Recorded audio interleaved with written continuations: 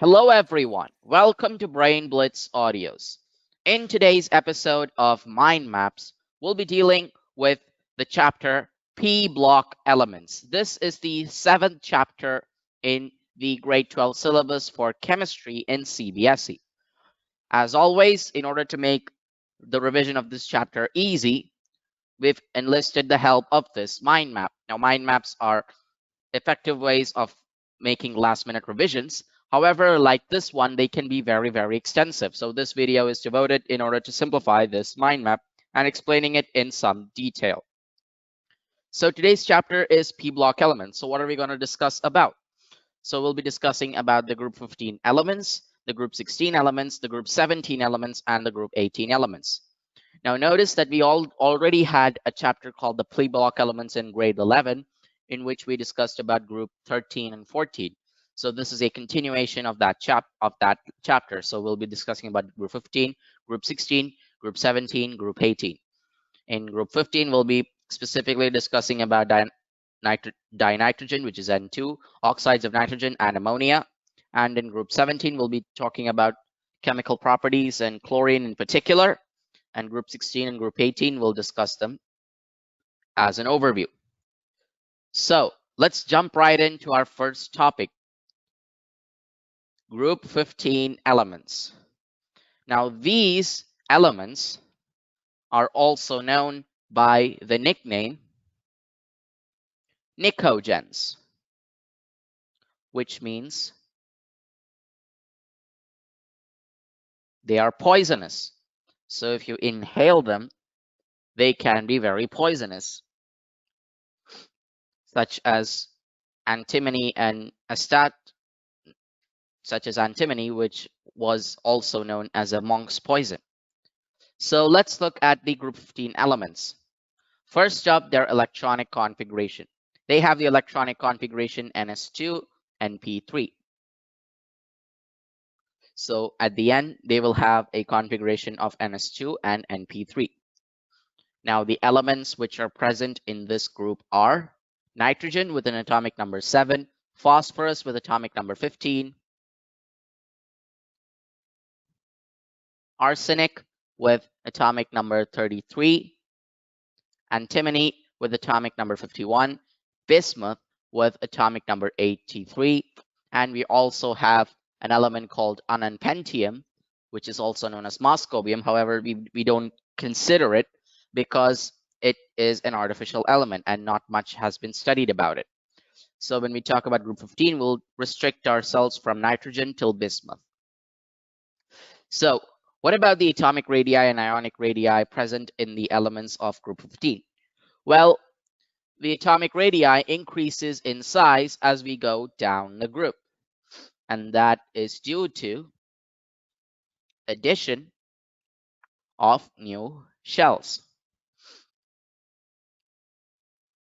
So nitrogen is smaller than phosphorus, which is smaller than arsenic, which is smaller than antimony, which is smaller than bismuth.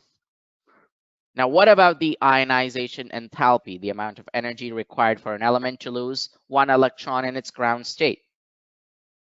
Well, the ionization enthalpy in the group decreases as we go down the group due to the gradual increase in atomic size. And when we have greater atomic size, the electrons, the valence electrons are farther away from the nucleus, and therefore they also contain shielding effect, which makes it easier to pull an electron out as we go down the group. And that's why as we go down the group, we get metallic character, but at the top of the group, it's mostly non-metallic characters. Now, what about electronegativity? Well, electronegativity is the tendency of an element to attract a bonding pair of electrons. Electronegativity of group 15 elements decreases as we go down the group with increasing atomic size. So atomic size is inversely proportional to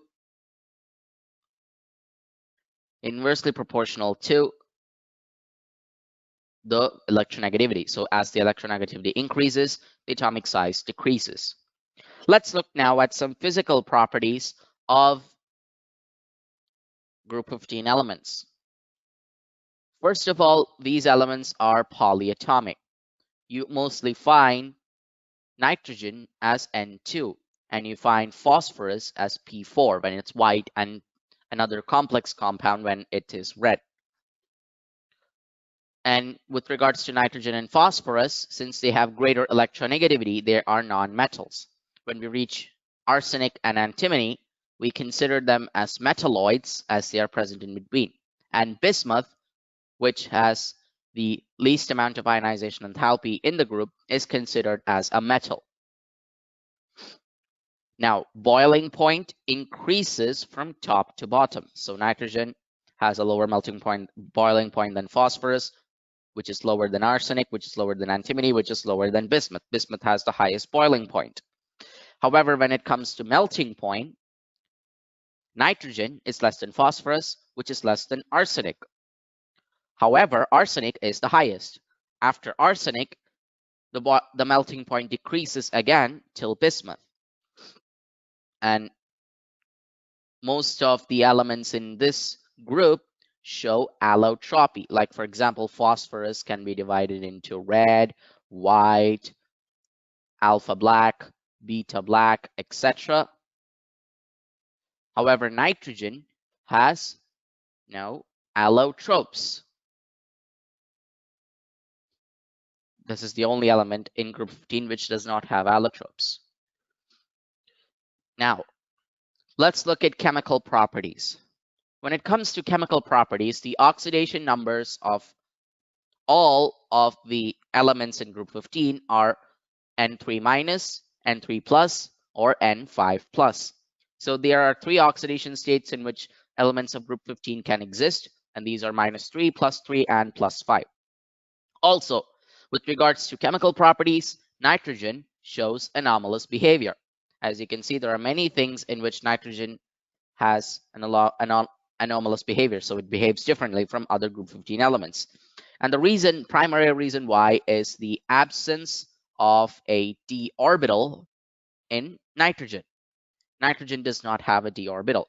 And since it's also the smallest of the group 15 elements, it has higher ionization enthalpy, and it also has greater electron gain enthalpy or electronegativity. Now, we know that nitrogen has anomalous behavior. So let's study about dinitrogen. Dinitrogen is the elemental form, which is N2. Now, this exists as a gas at room temperature. Now, in order to prepare dinitrogen in laboratories, we react ammonium chloride with sodium nitrate in order to give you nitrogen, water, and sodium chloride. Another preparation that we use is called thermal decomposition. So in thermal decomposition, ammonium dichromate is heated to give you nitrogen plus 4H2O plus Cr2O3. Now, the third reaction here is the reaction which gives you pure nitrogen without impurities. So we are decomposing BaN3 twice in order to give barium N3N2.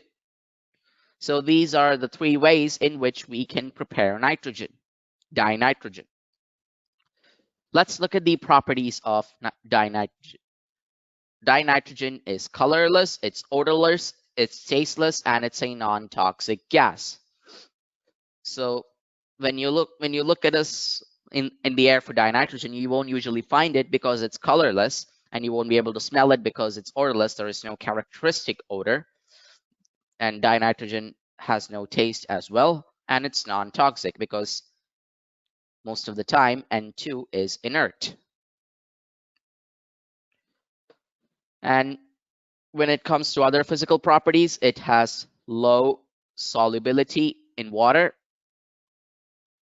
and the value is given as 23.2 centimeter cube per liter, and this is at standard temperature and pressure, so that is 273 degrees Kelvin and 1 bar pressure. And dinitrogen as a gas is inert at room temperature, and it has low melting point and boiling point. So these are the physical properties of dinitrogen. Let's look at chemical properties. So when it comes to chemical properties, dinitrogen, when combined with metals, they form metal nitrides. So when dinitrogen combines with lithium, you're getting lithium nitride. Dinitrogen combined with magnesium gives you magnesium nitride. Now, another chemical property of nitrogen is the formation of ammonia. Now, we already have a separate topic for ammonia. In there, we'll be discussing this reaction in detail as well. So for now, nitrogen, when combining with 3 hydrogen gas molecules at 773 degrees Kelvin, gives you ammonia, and the fusion enthalpy here is 46.1 kilojoule per mole. And in order to form nitrogen oxide, N2 plus O2 is given as 2NO. By the way, the formation of ammonia is called the Habers process. So these are the chemical properties of nitrogen. So nitrogen can combine with oxygen to form many oxides. Let's look at each of them one by one. In the first one, you see nitrogen bonded with nitrogen, 113 picometers, nitrogen bond with oxygen, 119 picometers. This is called N2O. It is dinitrogen oxide, and it has an oxidation state of +1. Then we have NO, which is nitrogen monoxide with an oxidation state of +2. And we have nitrogen dioxide, NO2, with an oxidation state of +4. This gas is brown and it is acidic. So the next nitrogen oxide is called dinitrogen trioxide, which is this structure. So that is N2O3. It has an oxidation state of +3, and it is a blue solid, which is acidic. Next, we have N2O4, and N2O4 has an oxidation state of +4. It can exist as a solid or a liquid, and it is acidic. And finally, we have N2O5. This is called dinitrogen pentoxide, and dinitrogen pentoxide has +5 oxidation state, and it is a solid which is acidic. So these are the various types of oxides of nitrogen: dinitrogen oxide, nitrogen monoxide, nitrogen dioxide, dinitrogen trioxide, dinitrogen tetroxide, and dinitrogen pentoxide. Now let's look at one of the most important compounds which is formed by nitrogen, which is ammonia. So we know that ammonia in nature, ammonia using the Habers process, is formed by combining nitrogen and hydrogen. However, in nature, we prepare ammonia by decomposing another component, which is NH3, NH2, CO, NH2. This is called urea, which is found in most of the excreta of animals. So urea in the presence of water gives you ammonium carbonate, and ammonium carbonate will decompose to give you 2 ammonia, water, and carbon dioxide. So this is one way of forming ammonia. The other way is called the Habers process.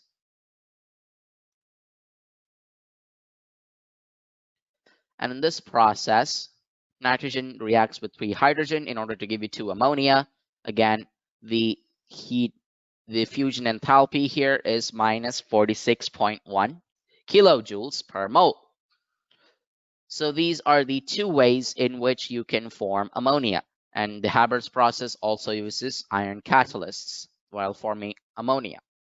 Let's look at the properties of ammonia. Ammonia is colorless, but it has a pungent odor. It is also soluble in water. And when it's soluble in water, it acts as a weak base. This weak base is due to the release of OH- ions. And that is why we have the first reaction. NH3 plus H2O gives you NH4 plus and OH-, ammonium ion and OH- ion. So another property of ammonia is the precipitation of metal hydroxides. So when ammonia in the form of ammonium hydroxide reacts with metal salts, you precipitate metal hydroxides and you'll get a solution of ammonium sulfate. For example, when we have ZnSO4, zinc sulfate, reacting with ammonium hydroxide, you get zinc hydroxide, which exists as a white precipitate, and we get ammonium sulfate. And when it comes to ferric chloride, FeCl3 plus NH4OH again gives you Fe2O3 times XH2O, which is basically rust, which exists as a brown precipitate. And we also have ammonium chloride in the solution. And finally, the diagram here gives you the structure of ammonia. So this is supposed to be a tetrahedral structure. However, nitrogen has 1 lone pair at the top and then 3 hydrogen bonds at the bottom, each of them 101.7 picometers and with an angle of 107.8 degrees. So this is all we need to know about ammonia. So that concludes group 15. Let's now jump in to group 16.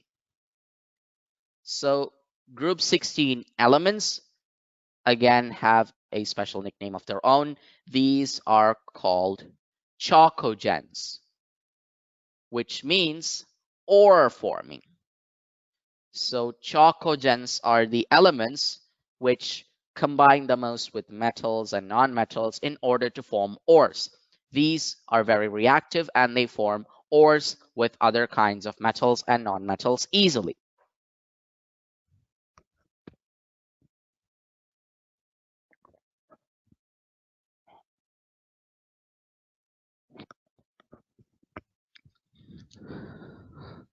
For chalcogens, the electronic configuration is ns2np4. And as always, atomic and ionic radii increase down the group due to the addition of an extra shell as we go to each period. So with electronic configuration ns2np4, chalcogens can easily lose an electron and try to form ores fast. When it comes to ionization enthalpy decreases down the group. So in this case, oxygen will have the highest ionization enthalpy and polonium will have the least.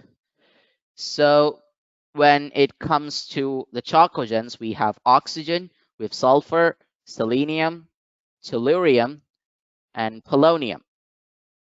And recently, we also have discovered livermorium, which is coming under chalcogens, but this is again radioactive, so we do not want to discuss it. So Oxygen, sulfur, selenium, tellurium, and polonium.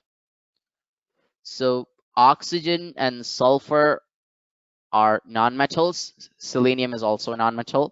However, tellurium is part of the metalloids or semi-metals category, and polonium is pretty close to being a metal itself. However, it's also classified as a semi-metal. When it comes to electron gain enthalpy, which is the energy required to gain electrons, well, oxygen is less electronegative than sulfur. So what it means is usually the first element is the has most electron gain enthalpy, and it decreases as we go down. But in chalcogens, oxygen has lesser than sulfur. So sulfur has the highest electron gain enthalpy. And when it comes to electronegativity, the order is not changed. So oxygen has the greatest electronegativity. That's why we always use oxygen as an example of electronegativity in its compound water. So in electronegativity terms, oxygen is the greatest, followed by sulfur, then selenium, then tellurium, and then polonium. And when it comes to physical properties, oxygen and sulfur are nonmetals, selenium and tellurium are metalloids, whereas polonium is a metal. So that is how it is considered, because selenium is pretty close to being a metalloid, despite seeming to be a nonmetal. So selenium is a metalloid, tellurium is also a metalloid, polonium is close to being a metal. So polonium is a metal. So these are the physical properties. All of these compounds exhibit allotropy. Sulfur has various types of compounds. Oxygen also forms ozone, which is actually oxygen oxide. However, we decide this is written as O3, which is an allotrope of oxygen. So that's ozone. When it comes to melting and boiling points, it increases down the group. So increased mass means increased melting and boiling point. Oxygen has the least. And when it comes to oxygen, it's somewhere around 55 degrees Kelvin as melting point, and it increases down the group up to polonium. When it comes to boiling point, oxygen has about 90 degrees Kelvin, and then it again increases down the group. So chemical properties, however, are very variable in chalcogens. Each of them has their own chemical properties. But some common judgments can be made. So when we react chalcogens with hydrogen, they form stable hydrides such as H2O and H2S. Then when it comes to reactivity with halogens, F minus is greater than Cl minus is greater than Br minus is greater than I minus. This is in terms of stability. So fluorides of chalcogens are the most stable, followed by chlorides, then bromides, and then iodides. So sulfur forms many oxoacids, and some of them are given here. This is the structure of H2SO3. It's called sulfurous acid. We also have the structure of H2SO4. This is sulfuric acid. This is also known as the oil of vitriol and the king of chemicals. And finally, we have pyridisulfuric acid, which is also known as Caro's acid. This is H2S2O8, which it is also another oxoacid. And now let's look at in some detail about dioxygen, which is O2. Now, O2 is prepared by heating oxygen-containing salts. For example, 2KClO3. Over here, we have the presence of oxygen. So when we heat it in the presence of MnO2 and heat, so when we heat it in the presence of MnO2, we'll get 2KCl and 3 oxygen. So that is how you liberate oxygen. Industrially, O2 is taken from liquefied air. And when it comes to large-scale production, it is formed by the electrolysis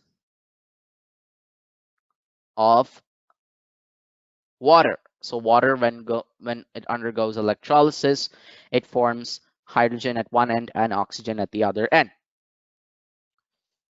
So oxygen has many properties. It's colorless and it's odorless, and its solubility is given as 3.08 centimeter cube per 100 centimeter cube at 293 degrees Kelvin, because solubility is dependent on temperature. And the solubility is in H2O. So this is the solubility of oxygen in water. Now this is the amount of oxygen in water, and this helps support life in water. Life underwater is supported by only 3.08 centimeter cube per 100 centimeter cube at 293 degrees Kelvin. So that's why when you're heating water, there is lesser oxygen, and which harms the creatures. So let's look at chemical properties. Well, in terms of chemical properties, oxygen is paramagnetic, and in terms of other physical properties, it has isotopes such as O16, this is the common one, O17, and O18. Again, isotopes are the same element but with different atomic masses. As we've discussed, its melting point is 55 degrees Kelvin. Its boiling point is 90 degrees Kelvin. These are the lowest in terms of chalcogens. And oxygen is paramagnetic. Now, when it comes to chemical property of oxygen, it reacts with nearly all metals and non-metals, and these reactions are usually exothermic. So when something reacts with oxygen, they actually produce heat, which is why when we're burning wood, we are essentially reacting carbon with oxygen to form carbon dioxide. Now, these may be exothermic, but they need initial supply of heat. So initially, they need a supply of heat. And the reason why they need initial heat is because the bond enthalpy of oxygen, so O double bond O bond enthalpy, is high. And its value is given as 493.4 kilojoules per mole. So as you can see, that's a high amount of bond enthalpy. So you need a lot of energy in order to break these bonds. So you need to give heat first, but after the initial state, it starts producing heat. So it's an exothermic reaction, which requires heat in the beginning. And these are some of the reactions. Calcium plus oxygen gives you CaO. Aluminium plus oxygen gives you Al2O3. Sulfur dioxide plus oxygen gives you 2SO3. This is in the presence of vanadium pentoxide. And HCl plus oxygen in the presence of cuprous chloride gives you 2Cl and 2H2O. So these are some of the reactions of oxygen. As you know, oxygen reacts with nearly all of the elements, and the reactions that they undergo with oxygen are exothermic, however requiring heat in the beginning. So that concludes group 16. Let's look at group 17 elements. So group 17 elements are the halogens, and these are salt forming. It's usually the halogens that form the salts, like for example, NaCl, sodium chloride. So let's look at the occurrence of group 17 elements. So fluorine and chlorine, the first two of the halogens, are fairly abundant in nature. However, bromine and iodine are less so. Bromine is actually recovered from NaCl in the ocean, and iodine is recovered from seaweed.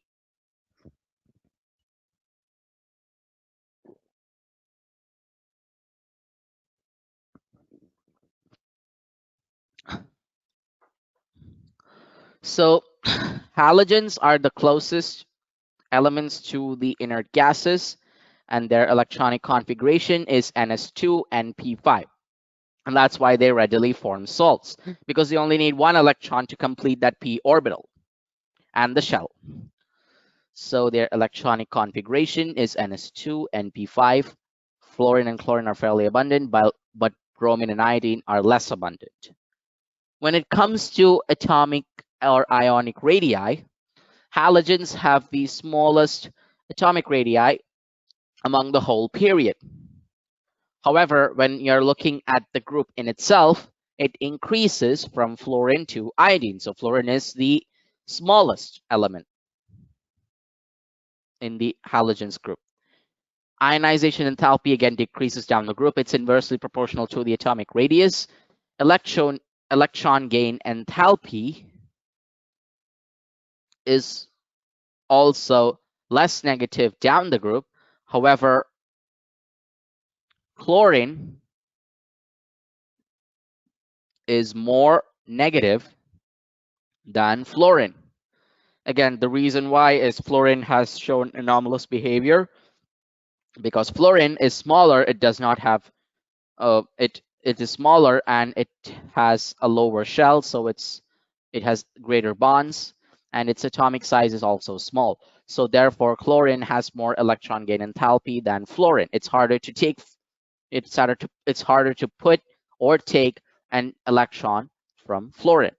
However, when it comes to electronegativity, fluorine is king. Now, where is my pointer? Yeah, there you go. So electronegativity wise, halogens have the highest electronegativity, and this electronegativity is decreasing down the group. Fluorine has the highest amount of electronegativity. Linus Pauling, who discovered electronegativity, actually put a value, an arbitrary value of 4 for fluorine, which was the highest electronegative element. So the highest amount of electronegativity ever present is 4, and it decreases down the group. When it comes to physical properties, fluorine and chlorine are gases. Bromine exists as a liquid, which is the only non-metal to do so, and iodine exists as a solid. And halogens are also pretty colorful. Fluorine is yellow, chlorine is green, iodine is violet, and bromine is reddish. It's a reddish liquid. Again, fluorine shows anomalous behavior, and when it comes to melting and boiling points, it increases as the atomic number increases. So fluorine has the least, while iodine has the largest of the melting points and the boiling points.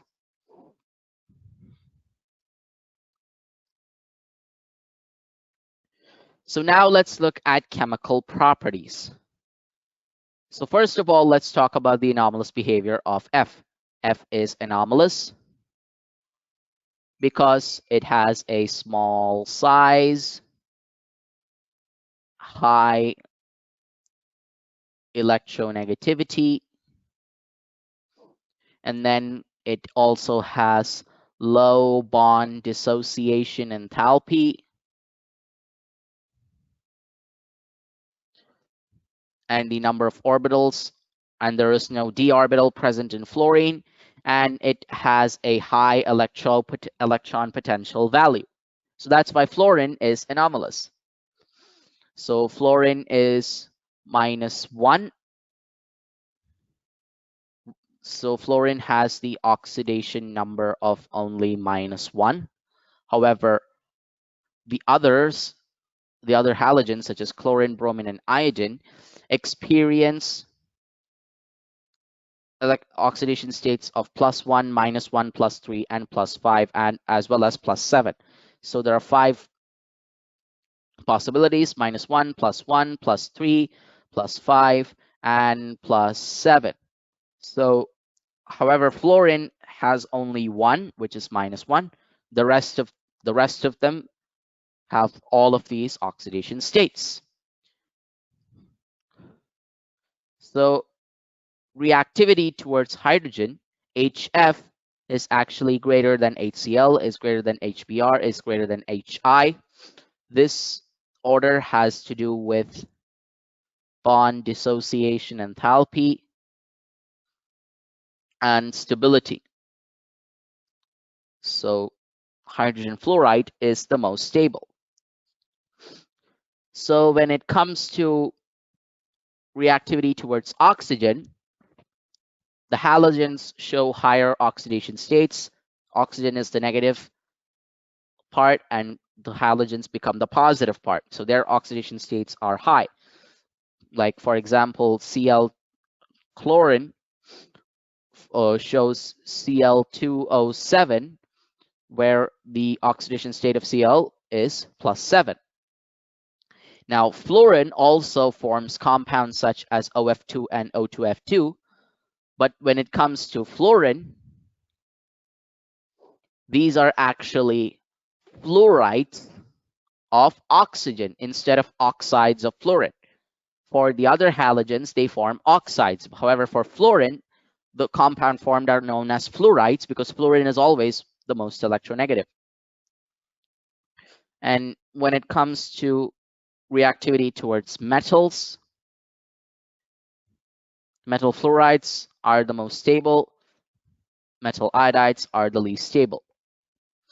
And halogens have a unique property of reactivity amongst other halogens.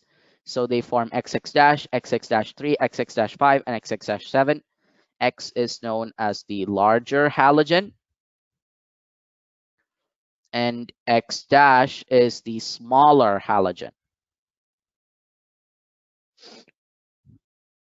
So these are usually found in chlorine, bromine, and iodine because fluorine is the smallest. So iodine can form IF, IF3, IF5, IF7, etc. So that is the reactivity towards other halogens. And all of these reactivity towards other halogens, reactivity towards oxygen, etc., they use covalent bonds mostly. Now let's look at chlorine in detail. So chlorine is formed by the reaction between magnesium oxide, manganese oxide, and hydrochloric acid. So on reaction, they form manganese chloride, chlorine gas, and 2H2O. Preparation also involves the decons process, which is the reaction of HCl with oxygen, atmospheric oxygen, in the presence of CuCl2. Now this forms two Cl2 molecules and 2H2O molecules. When it comes to properties of chlorine, chlorine is a greenish yellow gas, so its color is greenish yellow, and it has a pungent and suffocating odor. Chlorine is usually heavier than air. Now, chlorine always forms chlorides with metals and nonmetals. So 2Al plus 3Cl2 gives you 2AlCl3, 2H2 plus Cl2 gives you 2HCl, H2S plus Cl2 gives you 2HCl plus S. So these are chlorides. And hydrogen chloride especially is pretty important because when dissolved in a solution, it forms hydrochloric acid. Now 8NH3, that is ammonia. Ammonia plus chlorine gives you ammonium chloride plus nitrogen. And sodium hydroxide and chlorine gives you sodium chloride, which is common salt, and sodium oxochloride, as well as H2O.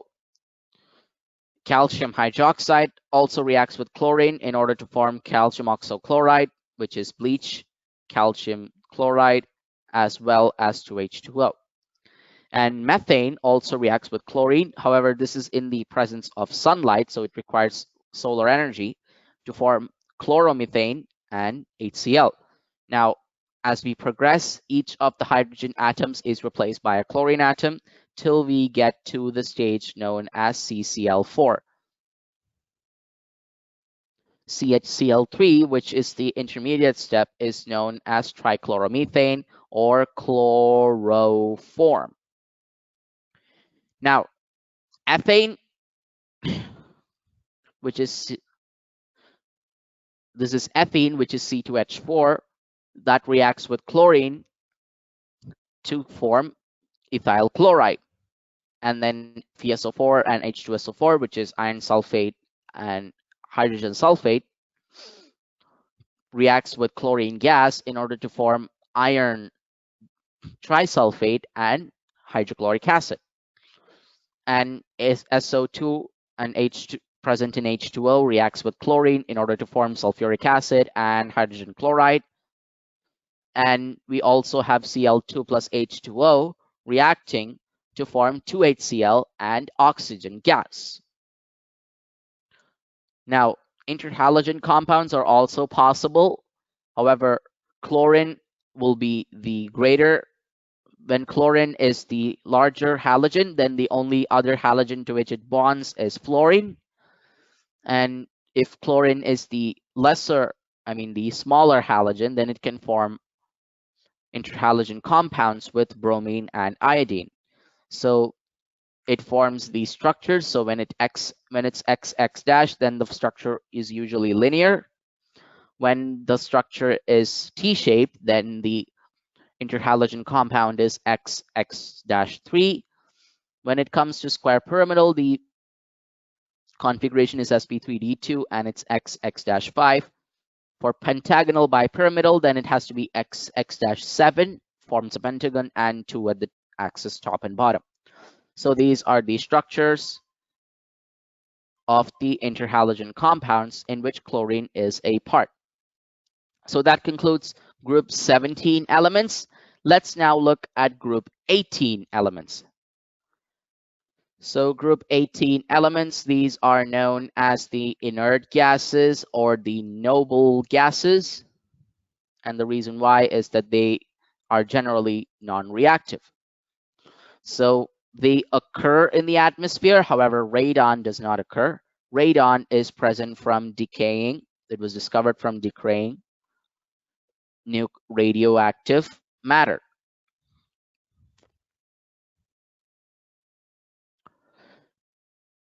These have a complete electronic configuration of ns2 and p6. They fulfill the octet, and they fulfill the octet on the outside, except for helium. Helium is the first of the noble gases in the group. However, it has only one s2 configuration.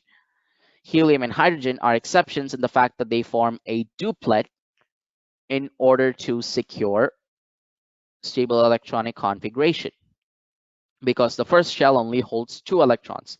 It's from the second shell onwards that the octet rule applies.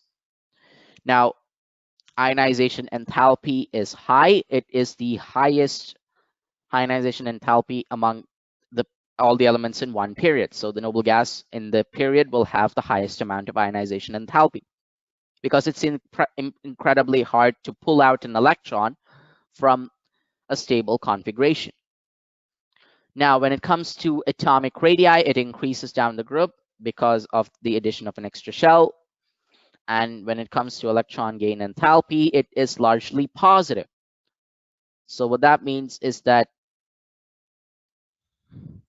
noble gases are the only kind of elements in which the electron gain enthalpy has positive value. In all of the other elements, it's usually negative, but for electron gain enthalpy in noble gases, the electron gain enthalpy is largely positive. They have positive value. When we look at physical properties of noble gases, these are basically monoatomic because they don't need to react with others because they already have a stable electronic configuration. They're also colorless, odorless, and tasteless, and they are not soluble in water. They're sparingly soluble.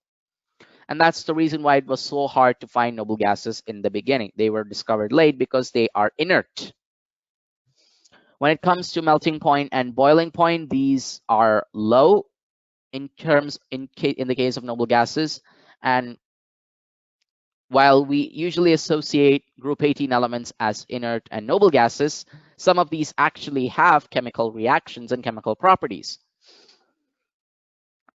So xenon forms fluorides, and xenon also forms a lot of other compounds.